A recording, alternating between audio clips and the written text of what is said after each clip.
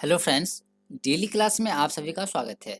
और दोस्तों, आज के इस सेशन में हम बात करने वाले हैं प्रैक्टिस सेट नंबर 5 के बारे में। इससे पहले हम लोगों ने प्रैक्टिस सेट नंबर 1, 2, 3, 4 देख चुके हैं, तो आज ये हमारा सेशन है प्रैक्टिस सेट नंबर 5 का। और इसमें आपको देखना है कि आप कितने क्वेश्चनों का आंसर जो है सही सही दे पाते हैं।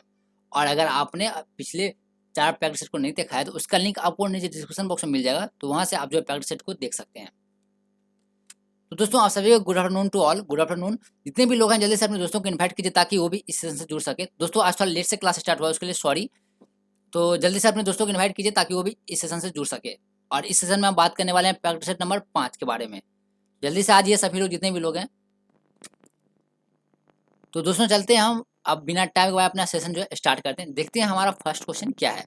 और अगर आपने अभी तक हमारे यूट्यूब चैनल डेली क्लास को सब्सक्राइब नहीं किया है, तो प्लीज़ हमारे यूट्यूब चैनल डेली क्लास को सब्सक्राइब करना बिल्कुल भी मिस मत कीजिएगा दोस्तों। और इसके बाद देखिए, इसके बाद जो हमारा नेक्स्ट क्लास होगा वो होगा शाम के 6 बजे। चलिए चलते हैं, देखते हैं आज का हमारा फर्स्ट क्वेश्चन क्या है।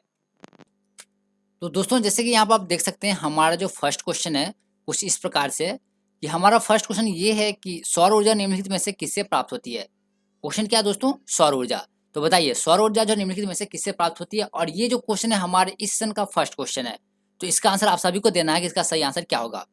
जल्दी से कमेंट कीजिए, सौर ऊर्जा निम्नलिखित में से किससे प्राप्त होता है। दोस्तों, किससे प्राप्त होता है? बिल्कुल सही आंसर है आप लोगों का, सूर्य से। किससे? सूर्य से। तो सौर ऊर्जा जो किससे प्राप्त होता है? सूर्य से प्राप्त होता है। तो दोस्तों, जितने भी लोग हैं जल्दी से अपने फ्रेंड को इन्वाइट कीजिए ताकि वो भी इस सेशन से जुड़ सके। अब देखिए, देखते हैं नेक्स्ट क्वेश्चन है हमारा 6 number question, sorry 2 number question. क्या है?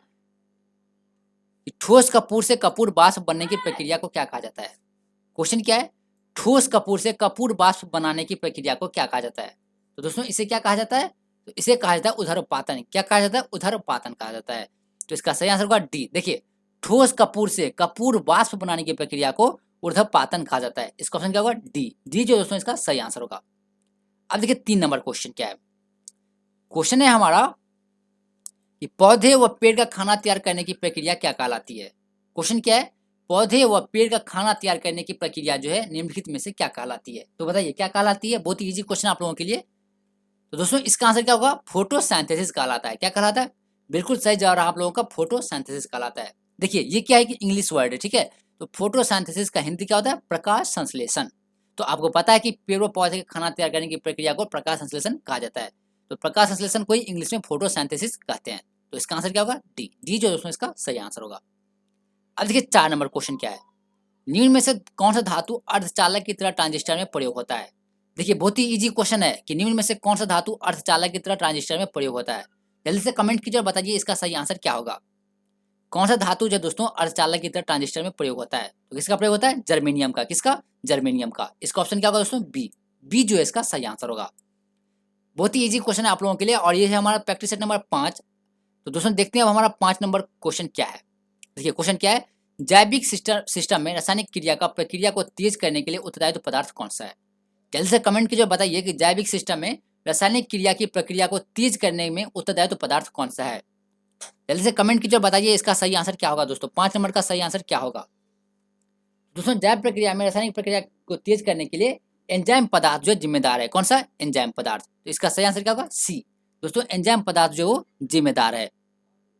अब देखिए नेक्स्ट क्वेश्चन क्या हमारा 6 नंबर कि निम्नलिखित में से किसकी कमी से मनुष्य में मधुमेह होता है। देखिए, बहुत ही इजी क्वेश्चन है, बच्चों वाली क्वेश्चन है कि निम्नलिखित में से किसकी कमी से मनुष्य में मधुमेह होता है। कमेंट कीजिए, जल्दी से बताइए इसका सही आंसर क्या होगा। और दोस्तों, हमारा प्रैक्टिस सेट का सेशन जो है वो रोज 3 बजे होता है। किसी कारणवश आज लेट हो जाने की वजह से आज हमारा सेशन हुआ 3:30 बजे, राइट। तो इस टाइम पे आपको जो हमारा सेशन लाइव मिलेगा। देखिए, हमारा क्वेश्चन क्या है, निम्नलिखित में से किसकी कमी से मनुष्य में मधुमेह रोग होता है। बिल्कुल सही जवाब था आप लोगों का, किसी कमी से होता है। तो ये रोग होता है इंसुलिन की कमी से। किसी कमी से? इंसुलिन की कमी से। तो इसका आंसर होगा डी। बिल्कुल सही जवाब था आप लोगों का। अब देखिए 7 नंबर क्वेश्चन क्या है। विटामिन जो खट्टे फलों में पाया जाता है तथा चर्म को स्वस्थ रखने में जरूरी होता है। अब देखिए क्वेश्चन क्या है, वह कौन सा विटामिन है जो खट्टे पदार्थ में पाया जाता है। कौन से पदार्थ में? खट्टे यानी खट्टे फलों में। आपको बताना है कि खट्टे फलों में कौन सा विटामिन पाया जाता है जो कि चर्म को स्वस्थ रखने में जरूरी होता है। जल्दी से कमेंट कीजिए इसका सही आंसर क्या होगा। दोस्तों, खट्टे फलों में पाया जाने वाला विटामिन कौन सा है? तो विटामिन सी। आप सभी को पता होगा कि विटामिन सी जो खट्टे फलों में पाया जाता है। किसमें? खट्टे फल में। तो इसका सही आंसर क्या होगा दोस्तों? सी। विटामिन सी जो है वो खट्टे फलों में पाया जाता है। अब देखिए नेक्स्ट क्वेश्चन है 8 नंबर। मनुष्य की शरीर में खून की शुद्धिकरण की प्रक्रिया को क्या कहते हैं। अब बताइए मनुष्य के शरीर में खून की प्यूरिफिकेशन यानी शुद्धिकरण की प्रक्रिया को क्या कहा जाता है? जल्दी से कमेंट कीजिए और बताइए इसका सही आंसर क्या होगा। तो दोस्तों इसका सही आंसर क्या होगा? तो इसका आंसर हो जाएगा बिल्कुल सही है, डायलिसिस। क्या होगा? डायलिसिस। मनुष्य के शरीर में खून की शुद्धिकरण की प्रक्रिया को क्या कहते हैं? डायलिसिस कहते हैं। इसका ऑप्शन क्या होगा? ए जो है दोस्तों इसका सही आंसर होगा। अब देखिए 9 नंबर, टरबाइन व डायनेमो से बिजली प्राप्त करने में किस ऊर्जा को विद्युत ऊर्जा में परिवर्तित करते हैं?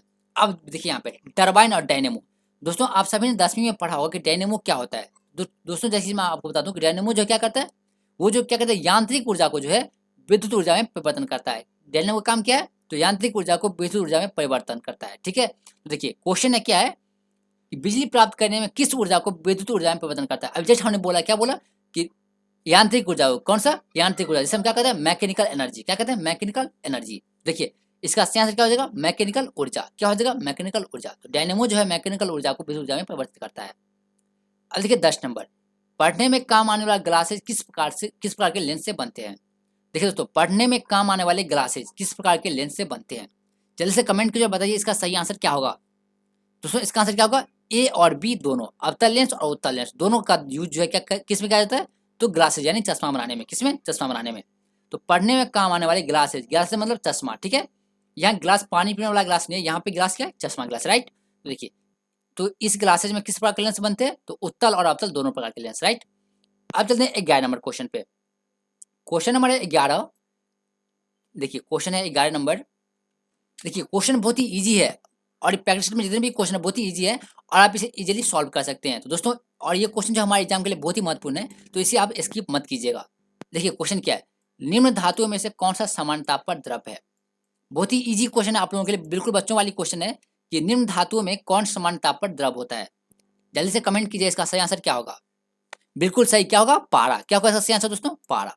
तो कौन सा धातु समान ताप पर द्रव होता है? तो पारा। इसका आंसर क्या होगा? बी जो दोस्तों इसका सही आंसर होगा। चलिए बात करते हैं 12 नंबर क्वेश्चन की। निम्न में सबसे सख्त कौन सा है? सख्त मतलब कठोर। अब आपको बताना है कि सबसे कठोर कौन सा है। जल्दी से कमेंट कीजिए, बताइए सबसे कठोर जो है इनमें से कौन सा है। तो आप सभी को पता है कि सबसे कठोर कौन सा है? हीरा। कौन सा है? हीरा। दोस्तों ये ऑप्शन जो हमारा सही हो जाएगा। हीरा कार्बन का क्या है? एक शुद्ध रूप है। हीरा कार्बन का क्या है? एक शुद्ध रूप है। तो दोस्तों यह जो है सबसे कठोर पदार्थ है, सबसे क्या है? कठोर पदार्थ है और यह पारदर्शक और विद्युत तथा ताप का क्या होता है? कुचालक होता है। हीरा जो है क्या होता है? ताप का क्या होता है? कुचालक होता है। किसका होता है? ताप का कुचालक होता है। अब देखिए नेक्स्ट क्वेश्चन है 13 नंबर। क्वेश्चन क्या है कि निम्न में से किसे शुष्क बर्फ कहते हैं? देखिए दोस्तों आप लोग जितने भी प्रैक्टिस क्वेश्चन प्रैक्टिस करते हैं, हर एक में ये क्वेश्चन आता है कि शुष्क बर्फ किसे कहा जाता है। देखिए इसका आंसर आप सभी को पता होना चाहिए कि निम्नलिखित में से किसे शुष्क बर्फ कहा जाता है। तो दोस्तों किसे कहा जाता है? ठोस कार्बन डाइऑक्साइड को। बिल्कुल सही जवाब रहा आप लोगों का। इसका सही आंसर होगा सी जो है इसका सही आंसर होगा। ठोस कार्बन डाइऑक्साइड को शुष्क बर्फ कहा जाता है। अब देखिए 14 नंबर, निम्न में से कौन सा पदार्थ साबुन बनाने में प्रयोग होता है? देखिए बहुत ही इजी क्वेश्चन है कि किस पदार्थ का उपयोग जो है साबुन बनाने में किया जाता है। कमेंट कीजिए इसका सही आंसर क्या होगा। तो दोस्तों वनस्पति तेल का। किसका? वनस्पति तेल का। अब देखिए साबुन बनाने में हमें हम लोग जो है यानी हम लोग नहीं, यानी जो साबुन बनाते हैं वो किसका यूज करते हैं? तो वनस्पति तेल का। और मान लीजिए मोबिल का यूज करेगा तो क्या होगा? ये आप भली भांति जानते हैं कि मोबिल का यूज करने पर क्या होगा। और किरासन तेल का यूज करेंगे तो अगर कोई माचिस लगा दे तो तुरंत जल जाएगा। तो इसलिए साबुन बनाने में किसका उपयोग किया जाता है? वनस्पति तेल का, जिससे कि साबुन में क्या होता है? एक सुगंध आ जाता है। तो दोस्तों किसका यूज किया जाता है? वनस्पति तेल का। अब देखिए 15 नंबर क्वेश्चन क्या है, खाना बनाने में प्रयोग की जाने वाली गैस मुख्यतः कौन सी है?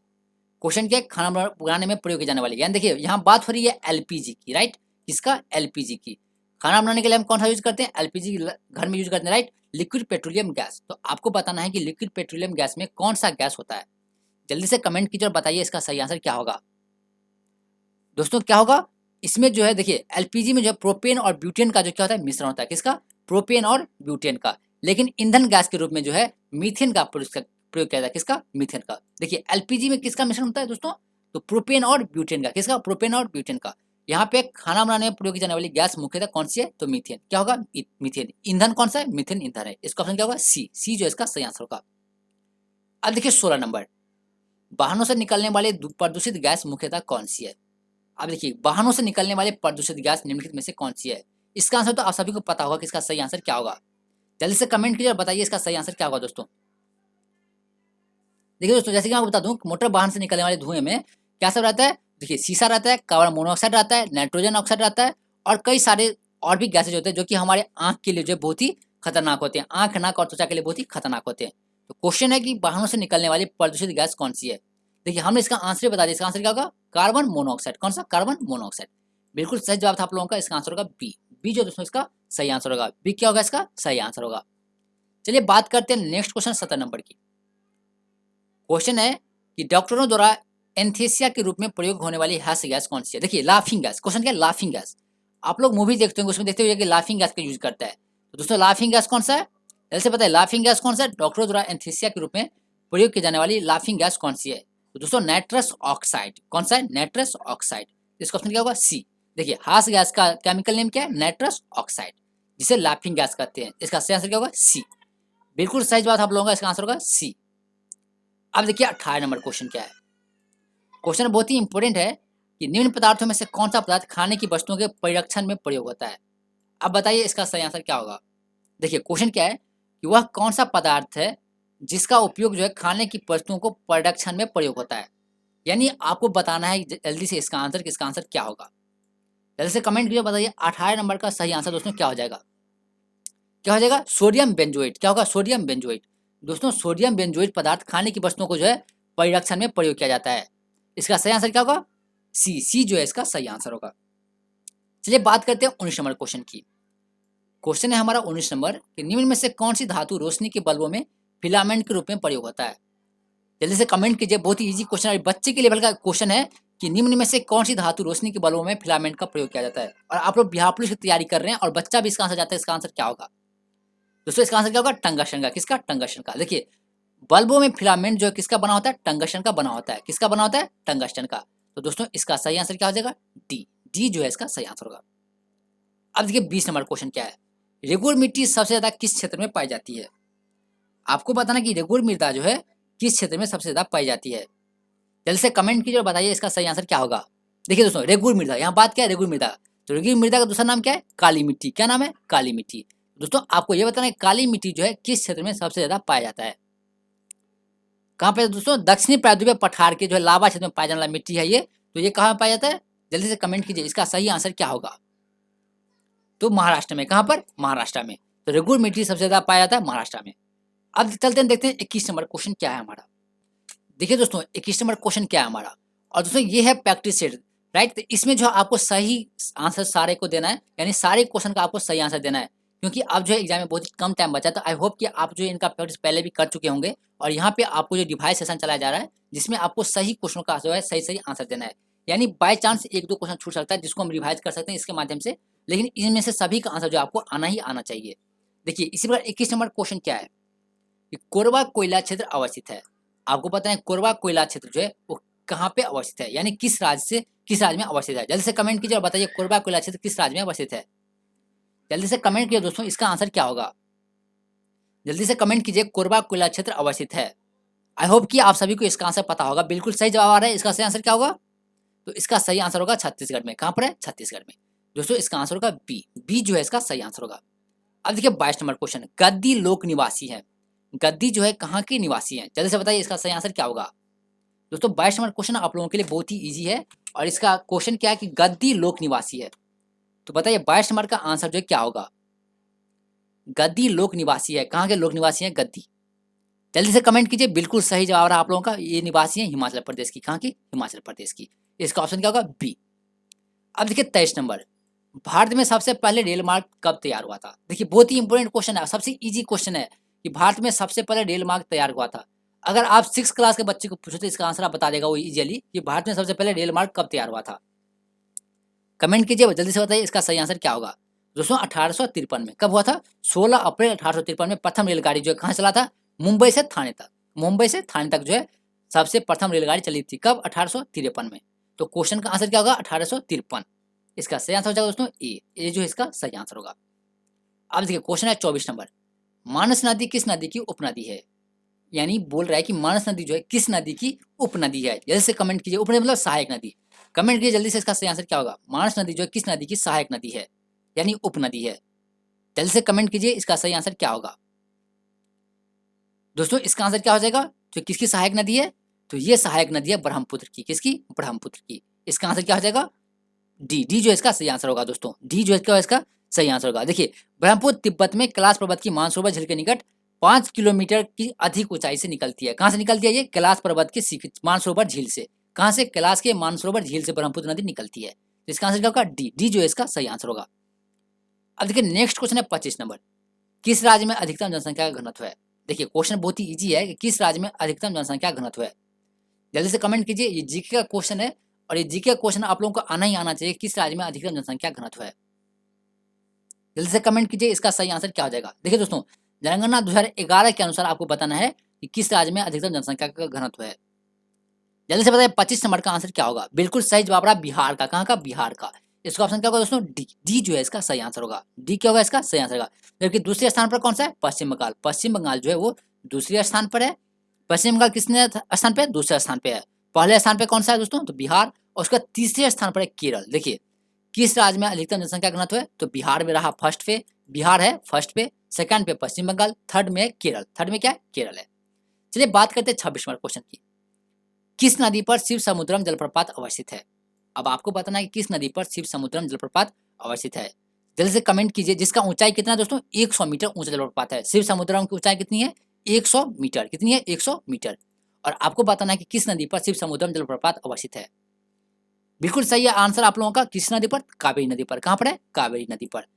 दोस्तों इसका सही आंसर क्या हो जाएगा? ए जो है इसका सही आंसर होगा। और शिव समुद्र की ऊंचाई कितनी है? 100 मीटर ऊंचाई है। कितनी है? 100 मीटर। अब देखिए क्वेश्चन क्या है 27 नंबर, गंगा नदी के किनारे सबसे बड़ा शहर कौन सा है? आपको बताना है कि गंगा नदी के किनारे सबसे बड़ा शहर कौन सी है। जल्दी से कमेंट कीजिए और बताइए इसका सही आंसर क्या होगा। दोस्तों इसका सही आंसर क्या होगा? गंगा नदी के किनारे सबसे बड़ा शहर कौन सा है? बिल्कुल सही जवाब है आप लोगों का। इसका आंसर क्या होगा? तो कानपुर। कौन सा? कानपुर। गंगा नदी के किनारे सबसे बड़ा शहर कौन सा है? कानपुर।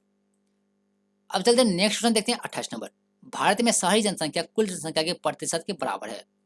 देखिए आपको जो है सारे आंकड़े जनगणना 2011 के अनुसार बताना है कि भारत में शहरी जनसंख्या कुल जनसंख्या के कितने प्रतिशत के बराबर है। और आप सभी को पता है कि जनगणना हर एक 10 सालों के बाद होता है। कितने सालों के बाद? 10 सालों के बाद। यानी अब जो जनगणना होगा वो होगा 2021 में, यानी इस साल जनगणना स्टार्ट किया जाएगा। देखिए भारत में शहरी जनसंख्या कुल जनसंख्या के कितने प्रतिशत के बराबर है? तो दोस्तों कितने प्रतिशत के बराबर है? 31.2% के बराबर है। कितने प्रतिशत के बराबर? 31.2% के बराबर है। इसका आंसर क्या होगा? ए जो है इसका सही आंसर होगा। और दोस्तों ये सारे आंकड़े जो है वो जनगणना 2011 पे आधारित है। अब देखिए 29 नंबर, सारण सिंचाई नहर निकलती है कहाँ से? कौन सा सिंचाई नहर? तो सारण। जल्दी से कमेंट कीजिए सारण सिंचाई नहर कहाँ से निकलती है, किस नदी से निकल, जल्दी से बताइए किस नदी से निकलती है सारण सिंचाई नहर। बहुत ही इजी क्वेश्चन दोस्तों आप लोगों के लिए। जल्दी से कमेंट कीजिए इसका आंसर क्या होगा। बिल्कुल सही जवाब है गंडक नदी से। कहाँ से? गंडक नदी से। तो सारण सिंचाई नहर कहाँ से निकलती है? गंडक से निकलती है। इसका ऑप्शन क्या होगा? डी, डी जो दोस्तों इसका सही ऑप्शन होगा। देखिए बात करते हैं 30 नंबर क्वेश्चन की, मलक्का जल संयोजन में आने जाने की सुविधा है। अब बताइए मलक्का जल संयोजन में कहाँ से कहाँ तक आने जाने की सुविधा है। जल्दी से कमेंट कीजिए इसका आंसर क्या होगा। तो मलक्का जल संयोजन में आने जाने की सुविधा जो है दोस्तों कहाँ से कहाँ तक है? तो इसकी सुविधा है हिंद महासागर से चीन सागर तक। कहाँ से? हिंद महासागर से चीन सागर तक। अब देखिए अंतर्राष्ट्रीय दिनांक रेखा खींची जाती है। क्वेश्चन क्या है? अंतर्राष्ट्रीय दिनांक रेखा खींची जाती है कहाँ से? जल्दी से कमेंट कीजिए कहाँ से खींची जाती है। तो दोस्तों प्रशांत महासागर से। कहाँ से? प्रशांत महासागर से। इसका ऑप्शन क्या होगा? सी, सी जो है इसका सही आंसर होगा। अब देखिए क्वेश्चन क्या है 32 नंबर, किलिमंजारो दोस्तों क्या है? अब आपको बताना है किलिमंजारो क्या है। कमेंट कीजिए किलिमंजारो दोस्तों क्या है। देखिए किलिमंजारो जो है क्या है? ज्वालामुखी है। राइट, किलिमंजारो क्या है? ज्वालामुखी पर्वत है, यानी आग्नेय पर्वत है जो कहाँ पे? अफ्रीका महाद्वीप के तंजानिया नामक देश में स्थित है। कहाँ पर है? अफ्रीका महादेश में। तो आपको बताना है किलिमंजारो क्या है। दोस्तों किलिमंजारो क्या है? वोल्केनो है। क्या है? ज्वालामुखी है। क्या है? ज्वालामुखी पर्वत है। तो किलिमंजारो क्या है? वोल्केनो है। इसका ऑप्शन क्या होगा? ए जो है इसका सही ऑप्शन होगा। ए जो है इसका क्या होगा? सही ऑप्शन होगा। चलिए बात करते हैं 32 नंबर क्वेश्चन की, 33 नंबर क्वेश्चन की। देखिए दोस्तों क्वेश्चन बहुत ही ईजी है। 33 नंबर क्वेश्चन ये है कि निम्न नदियों में सबसे अधिक नदी पथ परिवर्तन क्या है? आप बताइए यहाँ पे क्वेश्चन क्या है, निम्न नदियों में सबसे अधिक नदी पथ परिवर्तन क्या है। जैसे कमेंट कीजिए इसका सही आंसर क्या होगा। दोस्तों ये बहुत ही घुमा करके क्वेश्चन दिया गया है, आपको हम सिंपली वे में समझाते हैं कि कौन सी नदी अपना मार्ग बदलने के लिए प्रसिद्ध है, यानी सबसे ज्यादा मार्ग बदलती है कौन सी नदी। जल्दी से कमेंट कीजिए इसका सही आंसर क्या होगा। देखिए क्वेश्चन यहाँ पे बहुत ही उल्टा के पूछा गया है कि निम्न नदियों में सबसे अधिक नदी पथ परिवर्तन क्या है, यानी सबसे अधिक मार्ग कौन सी नदी बदलती है। तो कोसी नदी। कौन सी? कोसी नदी। कोसी नदी जो दोस्तों सबसे अधिक मार्ग बदलने वाली नदी है। इसका आंसर क्या होगा? सी, सी जो है इसका सही आंसर होगा। देखिए 34 नंबर, पट अंचल अवस्थित है। अब क्वेश्चन क्या है, पट अंचल जो है कहाँ पर अवस्थित है, किस राज्य में अवस्थित है? कमेंट कीजिए इसका सही आंसर क्या होगा। दोस्तों पट अंचल जो है झारखंड के छोटा नागपुर के पठारी में स्थित है। कहाँ पे स्थित है? छोटा नागपुर के पठारी में। तो दोस्तों इसका आंसर क्या हो जाएगा? झारखंड। क्या होगा? झारखंड। तो छोटा नागपुर का पठार जो है वो कहाँ पर है? झारखंड राज्य में। ठीक है, तो पट अंचल जो है वो कहाँ पर है? झारखंड राज्य में। कहाँ पर है? झारखंड राज्य में। और कहाँ पर है? छोटा नागपुर के पठार पर। अब देखिए 35 नंबर, भारत का सबसे बड़ा कपास उत्पादक राज्य कौन सा है? आपको पता है कि भारत का सबसे बड़ा कपास उत्पादक राज्य जो है निम्नलिखित में से कौन सा है? तो कौन सा दोस्तों? गुजरात। गुजरात जो है, गुजरात जो सबसे ज्यादा कपास उत्पादक राज्य है। इसका ऑप्शन होगा बी। बी जो इसका सही आंसर होगा। ठीक है, अब बात करते हैं 36 नंबर की।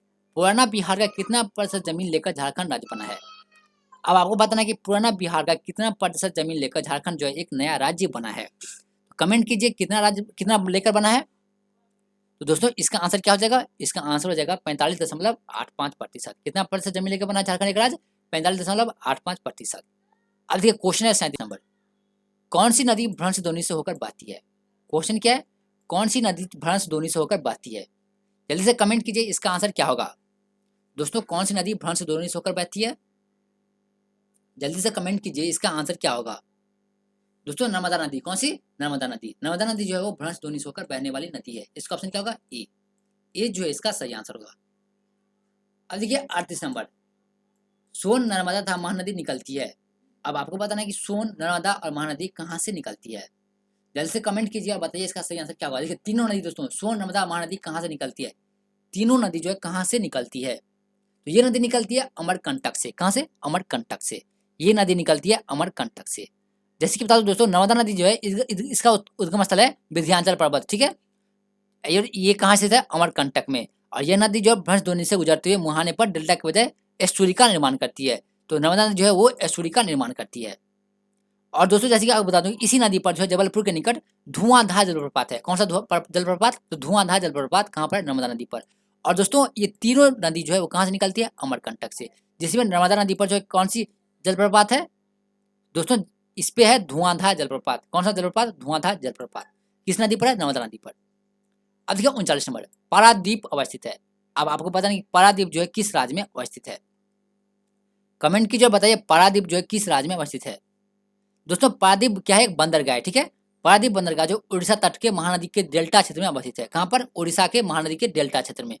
तो क्या है? पारादीप क्या है? एक दोस्तों पारादीप एक बंदरगाह है, राइट। तो वो कहाँ पे स्थित है? उड़ीसा राज्य में। कहाँ पर? उड़ीसा राज्य में। और किस नदी पर? तो महानदी पर। किस नदी में? महानदी में। ठीक है, इसका सही आंसर होगा सी। अब 40 नंबर, बिहार के निम्न जिले में सबसे बड़ा जिला कौन सा है? क्वेश्चन है कि बिहार के निम्न जिले में से सबसे बड़ा जिला कौन सा है। तो दोस्तों सबसे बड़ा जिला कौन सा है? सोच समझ का आंसर दीजिए। इसमें बोला कि सबसे बड़ा जिला कौन सा है। जल्दी से कमेंट कीजिए इसका आंसर क्या होगा। जल्दी से कमेंट कीजिए, बताइए कि इसका आंसर क्या होगा दोस्तों। जल्दी से कमेंट कीजिए। बिल्कुल सही जा रहा है, इसका आंसर हो जाएगा गया। कौन सा? गया जिला। देखिए बिहार के निम्न में सबसे बड़ा जिला कौन सा है? गया। अब बात करें पटना की। ठीक है, तो पटना का क्षेत्रफल दोस्तों वो है 3202 वर्ग किलोमीटर। कितना है? 3202 वर्ग किलोमीटर। जबकि गया का जो है क्षेत्रफल वो कितना है? तो दोस्तों इसका जो क्षेत्रफल है वो कितना है? तो इसका क्षेत्रफल है कितना? तो 4976। कितना है? 4976। क्वेश्चन क्या है? सबसे बड़ा जिला। देखिए यहाँ पे जनसंख्या की दृष्टि से नहीं है, यहाँ पे जनसंख्या की दृष्टि से अगर होता तो हमारा होता कौन सा? तो हमारा पटना हो सकता था। लेकिन बिहार के निम्न जिले में सबसे बड़ा जिला बोला, यानी क्षेत्रफल की दृष्टि से सबसे बड़ा जिला कौन सा? तो गया। कौन सा है? गया। गया जिला जो क्षेत्रफल की दृष्टि से सबसे बड़ा है और इसका क्षेत्रफल कितना है? 4976 किलोमीटर स्क्वायर। ठीक है, कितना है? 4976 किलोमीटर स्क्वायर है। जबकि पटना का कितना है? तो पटना का क्षेत्रफल है 3202 वर्ग किलोमीटर। कितना है? 3202 वर्ग किलोमीटर। जबकि गया का 4976 वर्ग किलोमीटर, राइट। तो हमारा आंसर क्या होगा? बी। अब देखिए दोस्तों, हीराकुंड बांध, और ये क्वेश्चन आपके एग्जाम के लिए बहुत ही इंपॉर्टेंट है। बहुत ही इंपॉर्टेंट है क्वेश्चन, मीन्स मतलब बहुत ही इंपॉर्टेंट है। देखिए हीराकुंड बांध तैयार किया गया है किस पर? तो महानदी पर। किस पर? महानदी पर। और महानदी कहाँ पे? उड़ीसा में। कहाँ पे? उड़ीसा में। और जो ये क्वेश्चन बिहार पुलिस कांस्टेबल के लिए बहुत ही इंपॉर्टेंट है, क्योंकि आप कोई भी प्रीवियस ईयर उठा के देख लें, आपको हर एक सेशन में ये क्वेश्चन मिलेगा कि हीराकुंड बांध तैयार किया गया था महानदी पर। कहाँ पर? महानदी पर। अब देखिए झारखंड राज्य स्थापित हुआ। देखिए झारखंड जो पहले बिहार में था, राइट है। तो बिहार से झारखंड जो कब अलग हुआ दोस्तों? ये अलग हुआ 2000 में। कब हुआ था? 2000 में, 15 नवंबर 2000 में। और दोस्तों देखिए ये जो अलग हुआ ना, बिरसा मुंडा के जन्म दिवस के अवसर पर। किस अवसर पर? तो बिरसा मुंडा का जन्म दिवस के शुभ अवसर पर जो ये राज्य अलग हुआ। कब हो अलग हुआ था? 15 नवंबर 2000 को, 15 नवंबर 2000 को जो है ये बिहार से अलग हुआ था। और 15 नवंबर को किसका जन्म दिवस है? तो बिरसा मुंडा का। किसका? बिरसा मुंडा का। तो इसका आंसर होगा डी। देखिए, आपको बताना है किस क्षेत्र में सबसे अधिकतम वन प्रतिशत है। अब आपको बताना है कि सबसे अधिक वन जो है, सबसे अधिक वन का प्रतिशत किस क्षेत्र में है। जल्दी से कमेंट कीजिए, किस क्षेत्र में सबसे अधिक वनों का प्रतिशत है। कमेंट कीजिए, इसका आंसर क्या होगा। प्रतिशत अधिकतम वन क्षेत्र किस में है दोस्तों? जल्दी से कमेंट कीजिए, इसका आंसर क्या होगा। तो इसका आंसर हो जाएगा मिजोरम में। कहां पर? मिजोरम में। अब देखिए बात करते हैं 44 नंबर की। गन्ने के उत्पादन में राज्यवार घटते क्रम में कौन सा है? यानी घटते क्रम में। आपको पहले क्या बताना, सबसे ज्यादा गन्ना का उत्पादन किस क्षेत्र में होता है। चलिए आप बात करते हैं गन्ने के उत्पादन के बारे में। देखिए, गन्ने के उत्पादन में सबसे अग्रणी राज्य कौन सा है। जल्दी से कमेंट कीजिए, सबसे अग्रणी राज्य कौन सा है। तो सबसे अग्रणी है उत्तर प्रदेश। ठीक है, उत्तर प्रदेश। देखिए दोनों में उत्तर प्रदेश है और सभी को पता है गन्ना के उत्पादन में सबसे सर्वश्रेष्ठ राज्य कौन सा है? उत्तर प्रदेश। दोनों में उत्तर प्रदेश है। उसका देखिए दूसरे नंबर पे आने वाला जो है वो है महाराष्ट्र। राइट, कौन सा है? महाराष्ट्र। देखिए महाराष्ट्र इसमें भी है, महाराष्ट्र इसमें भी है। राइट, अब बात करते हैं तीसरे नंबर की। देखिए गन्ना के उत्पादन में पूरे देश में तीसरा स्थान जो है वो आता है तमिलनाडु का। कौन सा? तमिलनाडु का। तो दोस्तों अब आपको पता चल गया होगा कि हमारा सही ऑप्शन क्या होगा। तो सी जो है हमारा सही ऑप्शन का। गन्ने के उत्पादन में राज्यवार घटते क्रम कौन सा है? तो तमिलनाडु, यानी सी ऑप्शन सही होगा। सबसे फर्स्ट है उत्तर प्रदेश, सेकंड है महाराष्ट्र, थर्ड है तमिलनाडु और फोर्थ है कर्नाटका। फोर्थ क्या है? कर्नाटका। तो हमारा ऑप्शन होगा सी। अब देखिए 45 नंबर, फिजी द्वीप क्या है? एक द्वीप है जो कहाँ पर अवस्थित है। दोस्तों फिजी द्वीप जो है वो कहाँ पर अवस्थित है, बताइए कहाँ पर अवस्थित है फिजी द्वीप। तो दोस्तों जैसे कि आप बता दो कि फिजी द्वीप जो है ऑस्ट्रेलिया महाद्वीप के अंतर्गत ऑस्ट्रेलिया के निकट प्रशांत महासागर में स्थित है। कहाँ पर है? प्रशांत महासागर में। और किसके निकट है? तो ऑस्ट्रेलिया के निकट। और किस महाद्वीप में है? तो ऑस्ट्रेलिया महाद्वीप में है। और ये किस महासागर में है? तो प्रशांत महासागर में। देखिए दोस्तों यहाँ से बहुत सारे क्वेश्चन बनते हैं। देखिए फिजी द्वीप अवस्थित है किस महाद्वीप में? तो किस महाद्वीप में है? तो ऑस्ट्रेलिया महाद्वीप में। किस महाद्वीप में? ऑस्ट्रेलिया महाद्वीप में। और किस महासागर में है? तो प्रशांत महासागर में। तो इसका सही आंसर होगा दोस्तों बी। बी जो है इसका सही आंसर होगा। चलिए अब देखते हैं 46 नंबर क्वेश्चन क्या है। देखिए दोस्तों 46 नंबर क्वेश्चन क्या है। ब्रिटिश शासन के दौरान बिहार को एक अलग प्रांत का दर्जा किस वर्ष प्राप्त हुआ। कमेंट कीजिए, इसका आंसर आपको पता होना चाहिए कि ब्रिटिश शासन के दौरान बिहार को एक अलग प्रांत का दर्जा किस वर्ष प्राप्त हुआ था। तो दोस्तों किस वर्ष प्राप्त हुआ था? तो 1912 में। कब हुआ था? 1912 में। इसका ऑप्शन क्या होगा? बी। बी जो है इसका सही आंसर होगा। अब देखिए 47 नंबर, निम्नलिखित में से किसको चाल कोलिथिक युग भी कहा जाता है। क्वेश्चन क्या है? निम्नलिखित में से किस युग को जो है चाल कोलिथिक युग कहा जाता है। जल्दी से कमेंट कीजिए और आंसर बताइए, इसका सही आंसर क्या होगा। तो दोस्तों 47 का आंसर जो हो जाएगा वो हो जाएगा ताम्रपाषाण युग। दोस्तों ताम्रपाषाण युग को जो है चाल कोलिथिक युग भी कहा जाता है। इसका आंसर क्या होगा? सी। सी जो है इसका सही आंसर होगा। अब देखिए 48 नंबर क्वेश्चन, ये क्वेश्चन 2020 में पूछा गया था। अगर आपके पास 2020 का क्वेश्चन होगा तो आप इसे उल्टा कर देख सकते हैं कि गोल्फ स्ट्रीम क्या है, गल्फ स्ट्रीम क्या है। और ये क्वेश्चन पूछा गया क्वेश्चन 2020 में और 2018 में, गल्फ स्ट्रीम क्या है। कमेंट कीजिए दोस्तों गल्फ स्ट्रीम क्या है। और इस क्वेश्चन का प्रैक्टिस हम लोग कम से कम 10 बार किए होंगे कि गल्फ स्ट्रीम क्या है। बिल्कुल सही, गल्फ स्ट्रीम क्या है? एक महासागरीय धारा है। क्या है? महासागरीय धारा है। गल्फ स्ट्रीम क्या है? एक महासागरीय धारा का नाम है। इसका सही ऑप्शन का क्या हो जाएगा? बी। बी जो है इसका सही आंसर होगा। अब देखिए 49 नंबर क्वेश्चन क्या है। तेल एवं प्राकृतिक गैस आयोग कब स्थापित हुआ था। देखिए कौन सा आयोग? तो तेल एवं प्राकृतिक गैस आयोग। तो कमेंट कीजिए कब स्थापित किया गया था दोस्तों। ये जल्दी से बताइए, इस आयोग का गठन कब किया गया था। तो इसका गठन किया गया था 1900, कब किया दोस्तों? 1900, जल्दी से आंसर कीजिए। 1956 में। कब किया गया था? 1956 में। तो तेल एवं प्राकृतिक गैस आयोग स्थापित हुआ था 1956 में। कब हुआ था? 1956 में दोस्तों। तो इसका सही आंसर क्या हो जाएगा? डी। डी जो है इसका सही आंसर होगा। डी क्या होगा इसका सही आंसर होगा। अब देखिए 50 नंबर, हमारे अंतरिक्ष में कुल कितने तारामंडल हैं। बहुत ही इंपॉर्टेंट क्वेश्चन है कि हमारे अंतरिक्ष में कुल कितने तारामंडल हैं।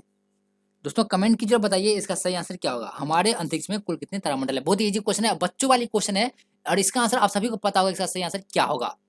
कमेंट कीजिए जल्दी से। बिल्कुल सही, कितने हैं हमारे अंतरिक्ष में, कुल कितने तारामंडल है दोस्तों। तो दोस्तों हमारे अंतरिक्ष में कुल 89 तारामंडल हैं। कितने? 89 तारामंडल हैं। बहुत ही इजी क्वेश्चन था आप लोगों के लिए। आई होप कि इसका आंसर आप सभी लोग दे पाए। इसका आंसर क्या होगा? 89। क्या होगा? 89 तारामंडल है। राइट। अब देखिए 51 नंबर क्वेश्चन बहुत ही इजी है। और इस सेशन के साथ अगर आपने अभी तक हमारे यूट्यूब चैनल डेली क्लास को सब्सक्राइब नहीं किया तो प्लीज सब्सक्राइब करके अपने दोस्तों के साथ इस सेशन को जरूर शेयर कीजिएगा, ताकि वो भी इस प्रैक्टिस सेट से जुड़ पाए और इस प्रैक्टिस के क्वेश्चन को प्रैक्टिस कर सके। 51 नंबर क्वेश्चन क्या है। शनि सूर्य के चारों ओर एक चक्कर लगाने में कितना समय लेता है। कौन सा ग्रह? शनि ग्रह। बात किसकी हो रही है? शनि ग्रह की। किसकी चक्कर लगाती है ये? सूर्य की। तो शनि ग्रह जो है सूर्य की चक्कर लगाने में कितना समय लगाता है। आखिर जितने भी ग्रह हैं सब किसका चक्कर लगाता है? सूर्य का। लेकिन सबका टाइम जो है, अवधि जो अलग अलग है। राइट। जैसे कि बात कर लें पृथ्वी का, पृथ्वी को कितना लगता है 24 घंटा, राइट राइट, कितना लगता है 24 घंटा। उसी प्रकार शनि को जो है कितना टाइम लगता है, कमेंट कीजिए शनि को कितना टाइम लगता है सूर्य के चारों ओर चक्कर लगाने में, यानी एक चक्कर लगाने में कितना समय लगता है शनि ग्रह को। कमेंट कीजिए इसका सही आंसर क्या होगा। बिल्कुल सही, इसका आंसर होगा 29.5 वर्ष। कितना होगा 29.5 वर्ष, यानी 29.5 वर्ष का समय लगता है। कितना लगता है 29.5 वर्ष का। देखिए दोस्तों शनि के बाद जो है किसका नंबर आता है, बृहस्पति का। ठीक है, किसका नाम आता है, बृहस्पति का। तो शनि सूर्य के चारों ओर एक चक्कर लगाने में कितना टाइम लगता है, 29.5 वर्ष। अब देखिए बात करते हैं 52 नंबर क्वेश्चन की। महाराष्ट्र एवं कर्नाटक में पश्चिमी घाट क्या कहलाता है। क्वेश्चन क्या है, महाराष्ट्र और कर्नाटक में पश्चिमी घाट किस नाम से जाना जाता है। दोस्तों जल्दी से कमेंट कीजिए, बताइए इसका सही आंसर क्या होगा। दोस्तों 52 का सही आंसर क्या होगा, तो 52 का सही आंसर हो जाएगा सह्याद्री। क्या कहलाता है, सह्याद्री कहलाता है।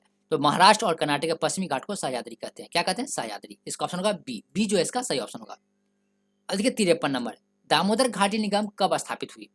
अब आपको बताएं कि दामोदर घाटी निगम का स्थापना किस वर्ष हुआ था, और इस क्वेश्चन का पैटर्न हम लोग पहले भी कर चुके हैं। अगर आपने प्रीवियस क्लास को नहीं देखा है तो प्लीज उससे सारे क्लास को देख लीजिएगा। अगर आपके पास टाइम नहीं है तो आप क्या कीजिएगा, 2 गुने की स्पीड पे सारे क्लास को अटेंड कर लीजिएगा। कितने स्पीड पे, 2 गुने की स्पीड में। और उसमें जितने भी क्लास है ना वो आपके लिए बहुत ही महत्वपूर्ण है। अगर आप इन सारे क्लास को अटेंड करके प्रीवियस ईयर के क्वेश्चन को सॉल्व करते हैं तो एश्योर कि आप 70% क्वेश्चन को इजीली सॉल्व कर पाएंगे। तो देखिए यहाँ पे क्वेश्चन क्या है, दामोदर घाटी निगम कब स्थापित हुई।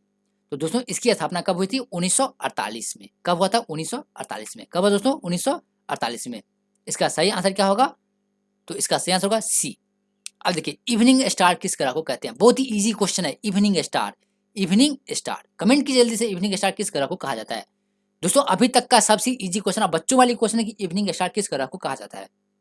तो इवनिंग स्टार कहा जाता है किसको, तो इवनिंग स्टार कहा जाता है शुक्र ग्रह को। किसको, शुक्र ग्रह को। इसका सही आंसर क्या होगा दोस्तों, सी, सी जो है इसका सही आंसर होगा। अब देखिए क्वेश्चन क्या है, किस वैज्ञानिक ने अपवर्तन चक्र परिवर्तित किया। अब आपको बताना है किस वैज्ञानिक ने अपवर्तन चक्र को परिवर्तित किया है। जल्दी से कमेंट कीजिए इसका आंसर क्या होगा। दोस्तों इसका आंसर क्या होगा, तो पैंक ने। किसने, पैंक ने। इसका ऑप्शन हो जाएगा ए। तो किस वैज्ञानिक ने अपवर्तन चक्र को परिवर्तित किया, तो पैंक ने। इसका ऑप्शन होगा ए। अब बात करते हैं 56 नंबर की। बिहार में तेल शोधक कारखाना है। देखिए दोस्तों आप सभी बिहार के निवासी हैं और आपको पता होना चाहिए कि बिहार में तेल शोधक कारखाना कहाँ है। जल्दी से बताइए तेल शोधक कारखाना कहाँ पे है। बिल्कुल सही जवाब, कहाँ पे है, कहाँ पे है, जल्दी से बताइए कहाँ पे है, बरौनी में। कहाँ पर है, बरौनी में। बिहार में तेल शोधक कारखाना कहाँ है, बरौनी में। अगर आप बरौनी से जाइएगा पटना तो आपको देखिएगा रेलवे स्टेशन के जस्ट बगल में तेल शोधक कारखाना है। ठीक है, ये कहाँ पे, बरौनी में। अब देखिए क्वेश्चन 57 नंबर, एस्किमो। एस्किमो कहाँ के निवासी थे, बताइए। एस्किमो जो है कहाँ के निवासी हैं। दोस्तों ये कहाँ के हैं, जल्दी से कमेंट कीजिए, एस्किमो निवासी हैं कहाँ के। तो ये निवासी हैं कहाँ के, बिल्कुल सही, कनाडा के। कहाँ के, कनाडा के। अब देखिए 58 नंबर, संसार का छत किसे कहा जाता है। अब आपको बताना है कि संसार का छत जो है वो निम्नलिखित में से किसे कहा जाता है। कमेंट कीजिए कि संसार का छत जो है किसे कहा जाता है। संसार का छत कहता है पामिड को। किसको, पामिड को। संसार का छत किसे कहा जाता है, पामिड को। अब देखिए रेगुर मृदा, अपने लोग पहले भी बात कर चुके हैं कि रेगुर मृदा किसका नाम है। तो किसका दोस्तों, इसका आंसर आपको कमेंट करना है, राइट। क्या करना है, कमेंट करना है, क्योंकि हम लोग हर एक सेशन में इस मिट्टी से संबंधित क्वेश्चनों का प्रैक्टिस करते हैं कि रेगुर मृदा किसका नाम है। कमेंट कीजिए रेगुर मृदा किसका नाम है, तो काली मिट्टी का। किसका, काली मिट्टी का। दोस्तों किसका है, काली मिट्टी का। इसका आंसर क्या होगा, सी। अब देखिए दोस्तों यहाँ पर नेक्स्ट क्वेश्चन क्या है, पिग्मी कहाँ के निवासी हैं। और इस क्वेश्चन के साथ अगर आपने अब तक इस सेशन को लाइक नहीं किया तो प्लीज इस सेशन को लाइक करके अपने दोस्तों के साथ जरूर शेयर कीजिएगा। दोस्तों पिग्मी कहाँ के निवासी है, तो पिग्मी है जो दोस्तों ये कहाँ के निवासी हैं, तो ये निवासी है कहाँ के, बिल्कुल सही, अफ्रीका के। कहाँ के, अफ्रीका के। तो पिग्मी कहाँ के निवासी हैं, अफ्रीका का। और ये क्वेश्चन आप लोगों के लिए बहुत ही इंपॉर्टेंट है, तो इसे आप थोड़ा भी मिस मत कीजिएगा। अब देखिए क्वेश्चन क्या है, 61 नंबर, भारत में सर्वोच्च पर्वत शिखर कौन सा है। क्वेश्चन क्या, भारत में। दोस्तों भारत में सर्वोच्च पर्वत शिखर, कमेंट कीजिए भारत में सर्वोच्च पर्वत शिखर जो है कौन सा है, सर्वोच्च पर्वत शिखर कौन सा है। तो दोस्तों कौन सा है, बिल्कुल सही जवाब। क्या है इसका सही आंसर, तो इसका आंसर होगा गॉडविन ऑस्टिन। कौन सा है, गॉडविन ऑस्टिन। जबकि विश्व की बात करें, विश्व का सर्वोच्च पर्वत शिखर तो वो है माउंट एवरेस्ट। विश्व का सर्वोच्च पर्वत शिखर माउंट एवरेस्ट, लेकिन यहाँ पे क्वेश्चन है भारत का। तो भारत का सर्वोच्च पर्वत शिखर कौन सा है, गॉडविन ऑस्टिन, जिसे हम क्या कहते हैं, काराकोरम। और क्या कहते हैं, K2। क्या कहते हैं, K2। गॉडविन ऑस्टिन को हम काराकोरम कहते हैं और काराकोरम को हम K2 कहते हैं। देखिए K2 जो है ना, K2 यानी 2 के, कितना के, 2 ठो के। तो के से क्या होगा, कारा, के से कोरम, तो काराकोरम का संक्षिप्त रूप है K2, जिसे हम क्या कहते हैं, गॉडविन ऑस्टिन। और गॉडविन ऑस्टिन जो भारत की सर्वोच्च पर्वत शिखर चोटी है, कौन सी है, सर्वोच्च पर्वत शिखर है। इसका सही आंसर होगा सी, सी जो है दोस्तों इसका सही आंसर होगा। अब बात कर लें विश्व की, तो विश्व की सर्वोच्च पर्वत शिखर है वो है माउंट एवरेस्ट, और भारत की है गॉडविन ऑस्टिन। तो इसका ऑप्शन क्या होगा? सी। सी जो दोस्तों इसका सही ऑप्शन होगा। सी क्यों सही होगा? क्योंकि इस क्वेश्चन में क्या है, भारत की सर्वोच्च पर्वत शिखर चोटी, तो वो है गॉडविन ऑस्टिन। अब देखिए 62, प्रथम भारतीय उपग्रह आर्यभट्ट, कौन सा? आर्यभट्ट उपग्रह जो है कब छोड़ा गया था? तो बताइए, आर्यभट्ट उपग्रह जो है कब छोड़ा गया था? तो 19 अप्रैल 1975 को। 19 अप्रैल 1975 को जो है प्रथम भारतीय उपग्रह आर्यभट्ट को छोड़ा गया था। इसका आंसर क्या होगा? बी। बी जो है दोस्तों इसका सही आंसर होगा। अब देखिए इनसैट 2A, इनसैट 2A क्या है? एक उपग्रह है, वो इनसैट क्या है? सैटेलाइट है, ठीक है, उपग्रह है, वो कब छोड़ा गया था? बताइए इनसैट 2A उपग्रह कब छोड़ा गया था? तो दोस्तों ये छोड़ा गया था 10 जुलाई 1992 को। कब छोड़ा गया था? 1992 को। और आर्यभट्ट कब छोड़ा गया था? तो 19 अप्रैल 1975 को, राइट। अब देखिए पृथ्वी के चारों ओर गैसों के समूह को क्या कहा जाता है? क्वेश्चन क्या है? पृथ्वी के चारों ओर गैसों के समूह को क्या कहा जाता है? कमेंट कीजिए इसका आंसर क्या होगा। तो दोस्तों इसे क्या कहता है? वायुमंडल। क्या कहा जाता है? वायुमंडल। तो पृथ्वी के चारों ओर गैसों के समूह को वायुमंडल कहा जाता है। इसका ऑप्शन क्या होगा? सी। सी जो है दोस्तों इसका सही ऑप्शन होगा। चलिए बात करते हैं 65 की। क्वेश्चन नंबर 65, यूरेनस ग्रह सूर्य के चारों ओर एक परिक्रमा में कितना समय लेता है? इससे पहले अपन लोग देखे थे बुध का, राइट, सॉरी शनि का। किसका देखे थे? शनि का। तो शनि को कितना टाइम लगता है? 29.5 वर्ष। कितना लगता है? 29.5 वर्ष। किसको लगता है? शनि को। और यहाँ पे क्वेश्चन है यूरेनस। अब आपको बताना है कि यूरेनस ग्रह को सूर्य के चारों ओर एक परिक्रमा पूरा करने में कितना समय लगता है? जल्दी से कमेंट कीजिए इसका सही आंसर क्या होगा दोस्तों। तो इसका सही आंसर क्या हो जाएगा? 84 वर्ष लगता है। कितना लगता है? 84 वर्ष। यूरेनस ग्रह को सूर्य के चारों ओर एक परिक्रमा करने में 84 वर्ष लगता है, जबकि शनि ग्रह को एक चक्कर लगाने में 29.5 वर्ष लगता है, राइट। तो आपको कोई कंफ्यूजन नहीं होना चाहिए कि यूरेनस और शनि ग्रह में। चलिए बात करते हैं 66 नंबर की। भारत में औद्योगिक वित्त का कौन सा इनमें से स्रोत नहीं है? दोस्तों इसका सही आंसर क्या होगा? तो दोस्तों इसका सही आंसर क्या हो जाएगा? तो यूनिट ट्रस्ट ऑफ इंडिया। क्या होगा? Unit trust of India. तो भारत में औद्योगिक वित्त का कौन सा इनमें से स्रोत नहीं है? तो यूनिट ट्रस्ट ऑफ इंडिया। इसका सही आंसर होगा डी। डी जो है इसका सही आंसर होगा। देखिए अब है 67 नंबर। भारतीय अर्थव्यवस्था में किस पंचवर्षीय योजना काल के दौरान कीमत स्तर घटा था? अब आपको बताना कि भारतीय अर्थव्यवस्था में किस पंचवर्षीय योजना काल के दौरान जो है कीमत स्तर घटा था। तो दोस्तों किसमें घटा था? जल्दी से कमेंट कीजिए किसमें घटा था। बिल्कुल सही, चौथी योजना में। दोस्तों देखिए क्वेश्चन को देखते ही आपको आंसर कर देना है, क्योंकि ये क्वेश्चन आप लोग पहले भी प्रैक्टिस कर चुके होंगे। ये जो है रिवाइज है, क्या है? रिवीजन सेशन है। इसमें आपको देखने का आपने अभी तक उन क्वेश्चनों को याद रखा है या नहीं रखा है, इसके लिए ये सेशन चलाया जा रहा है। देखिए इसका आंसर क्या होगा? चौथी योजना। क्या होगा? चौथी योजना। अब बात करते हैं 68 नंबर क्वेश्चन की। देखिए क्वेश्चन है कि भारत में नोट निर्गमन प्रणाली आधारित है। क्वेश्चन क्या है? भारत में नोट निर्गमन प्रणाली किस पर आधारित है? जल्दी से कमेंट कीजिए किस पर आधारित है दोस्तों। तो ये आधारित है न्यूनतम कोष प्रणाली पर। किस पर? न्यूनतम कोष प्रणाली स्तर पर। तो भारत में नोट निर्गमन प्रणाली आधारित है न्यूनतम कोष प्रणाली पर। इसका ऑप्शन क्या होगा? बी। बी जो है इसका सही आंसर होगा। अब देखिए 69 नंबर कि बिहार राज्य की मुख्य नकदी फसल कौन सी है? क्वेश्चन क्या है? बिहार की मुख्य नकदी फसल कौन सी है? कमेंट कीजिए दोस्तों, बिहार की मुख्य नकदी फसल कौन सी है? जल्दी से कमेंट कीजिए। बिहार की बात हो रही है तो बिहार का सही आंसर क्या होगा? तो दोस्तों बिहार का सही आंसर क्या होगा? आई होप कि आप लोग सही आंसर दे रहे होंगे। गन्ना। कौन सा? गन्ना। बिहार राज्य की मुख्य नकदी फसल कौन सी है? गन्ना। इसका ऑप्शन होगा सी। सी जो है इसका सही आंसर होगा। अब देखिए 70 नंबर। भारतीय संविधान में किस अनुच्छेद के अंतर्गत नागरिकों को मौलिक अधिकार प्रदान किया गया है? देखिए इस सेशन का, इस क्वेश्चन का पैटर्न हम लोग कल शाम 6 बजे भी कर चुके थे कि भारतीय संविधान में किस अनुच्छेद के अंतर्गत नागरिकों के मौलिक अधिकार को प्रदान किया गया। और आज सुबह जो 9 बजे क्लास था उसमें भी हम लोग चर्चा किए थे इस क्वेश्चन का। इसका सही आंसर क्या होगा दोस्तों? इसका सही आंसर क्या होगा? तो अनुच्छेद 12 से 35 में। किसमें? 12 से 35 में। भारतीय संविधान के किस अनुच्छेद के अंतर्गत नागरिकों के मौलिक अधिकार को प्रदान किया गया? तो 12 से 35 तक। इसका आंसर होगा बी। बी जो दोस्तों इसका सही आंसर होगा। चलिए अब बात करते हैं हिंदी के क्वेश्चनों का, राइट। अब हमारा आएगा हिंदी का क्वेश्चन बहुत ही इंटरेस्टिंग के साथ, यानी अब हम लोग बहुत ही अच्छे से हिंदी के क्वेश्चन को प्रैक्टिस करेंगे, राइट। चलिए चलते हैं हिंदी के क्वेश्चन को देखते हैं। और दोस्तों आपको एक भी क्वेश्चन हिंदी में गलत नहीं होना चाहिए, एक भी क्वेश्चन गलत नहीं होना चाहिए, क्योंकि हिंदी आपको 10 में 10 नंबर दिला सकता है, क्योंकि हिंदी में जो है ना दोस्तों बहुत ही इजी क्वेश्चन पूछता है, बहुत ही इजी क्वेश्चन पूछता है। चलिए आज हम देखते हैं हिंदी का क्वेश्चन क्या है। एक भी क्वेश्चन आप लोगों से गलत नहीं होना चाहिए। देखिए क्वेश्चन क्या है? रिक्त स्थान को भरने के लिए उपयुक्त शब्द का चयन करें, यानी खाली स्थान दिया जाएगा, उसमें आपको सही शब्द जो चुनकर भरना है। चलिए बात करते हैं क्वेश्चन की। चलिए इसे थोड़ा मिनिमाइज करते हैं और इसको थोड़ा ऊपर ले चलते हैं, थोड़ा सा ऊपर चलते हैं दोस्तों। देखिए क्वेश्चन क्या है? जो सदा रोता रहता है उसके चेहरे पर क्या रहती है? जल्दी से आंसर कीजिए, इसका सही आंसर क्या होगा? देखिए जो सदा रोता रहता है उसके चेहरे पर क्या होता है? खुशी रहता है, उदासी रहता है, दुखी रहता है या हंसी रहता है? देखिए बहुत ही अच्छा आंसर आप लोगों का। इसका आंसर क्या होगा? बिल्कुल सही आंसर है। इसका आंसर क्या होगा? उदासी रहता है। क्या दोस्तों? उदासी रहता है। जो सदा रोता रहता है उसके चेहरे पर क्या रहता है? उदासी रहता है। अगर आप किसी को खींच के 2 थप्पड़ लगा देंगे तो क्या होगा? रोने लगेगा, राइट। तो उस समय उसका चेहरा कैसा लगेगा, उदासी देगा, राइट। इसको पीटना नहीं है, लेकिन यहाँ पे क्वेश्चन दिया गया उस टॉपिक व्यू से हम बोल रहे हैं कि जो सदा रोता रहता है उसके चेहरे पर हमेशा उदासी रहता है, राइट। इसका आंसर क्या होगा, बी। अब बात करते हैं 92 नंबर की। पर्यायवाची शब्द का चयन करना है। अपमान, अपमान का पर्यायवाची क्या होता है दोस्तों, बताइए अपमान का पर्यायवाची क्या होगा। बिल्कुल सही जवाब है आप लोगों का। इसका आंसर क्या हो जाएगा, अपमान का पर्यायवाची क्या होगा, तिरस्कार। देखिए दोस्तों, हिंदी के 10 क्वेश्चन अगर आपको दे दिया जाए तो आप 1 मिनट के अंदर में 10 क्वेश्चन को इजीली सॉल्व कर लेंगे। कितने क्वेश्चन का, 10 क्वेश्चन का इजीली 1 मिनट में सॉल्व कर सकते हैं आप, 1 मिनट के अंदर में। देखिए क्वेश्चन क्या है, 93 नंबर। दिए गए शब्द का विलोम चुनना है। क्या कर चुनना है, विलोम। विलोम मतलब विपरीतार्थ है, विपरीतार्थ मतलब उल्टा, जस्ट अपोजिट। आ का क्या होता है, पानी।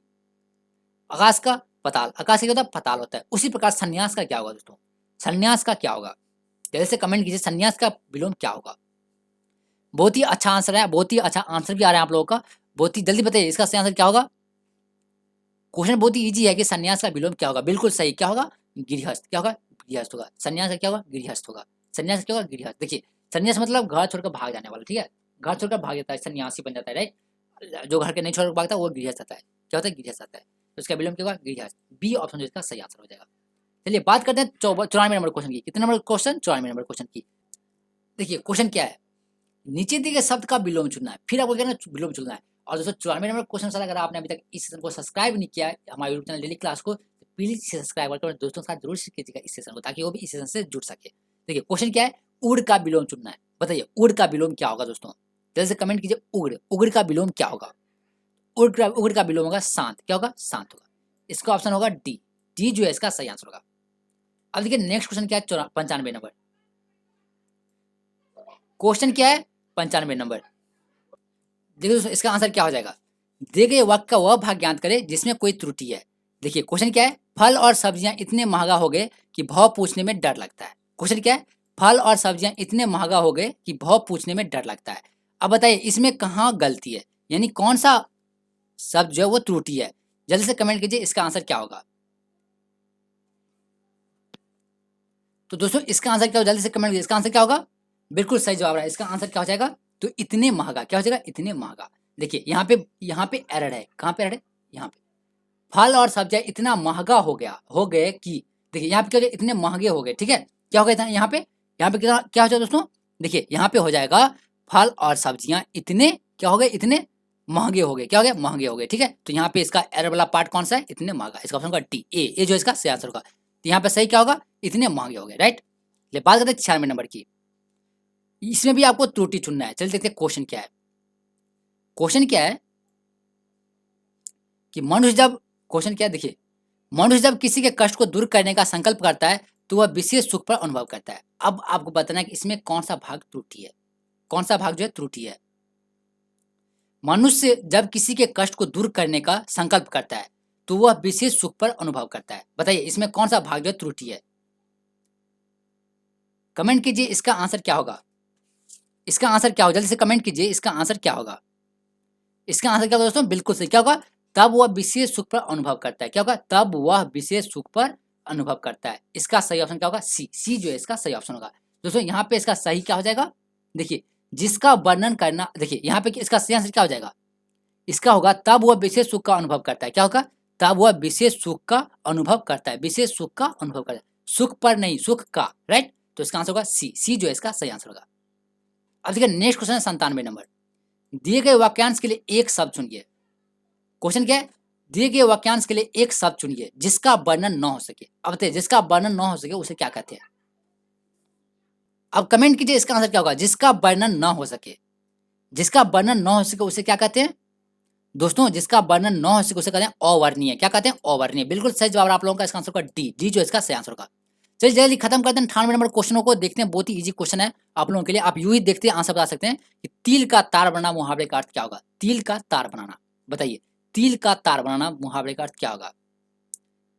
जल्दी से आंसर बताइए इसका। देखिए आप लोग बोल चाल के भाषा में क्या कहते हैं, तीर का तार बनाना, ठीक है, तीर का, लेकिन होता क्या, तिल का तार बनाना।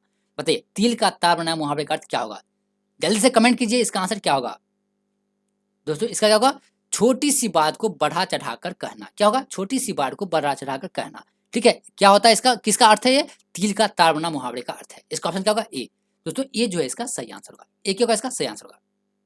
अब देखिए इसमें फिर आपको त्रुटि का चयन करना है कि कौन सा भाग त्रुटि है। देखिए यहाँ पे क्या है, विज्ञापन प्रभावकारी होते हैं इसलिए उनका सामाजिक दायित्व बड़ा होती है। देखिए सबसे पहले गलत यहाँ पे देख लिए कि यहाँ पे गलत क्या होगा बी, बी जो है इसका सही आंसर होगा, बी जो है इसका सही आंसर होगा, क्या होगा बी, बी जो है इसका सही आंसर होगा।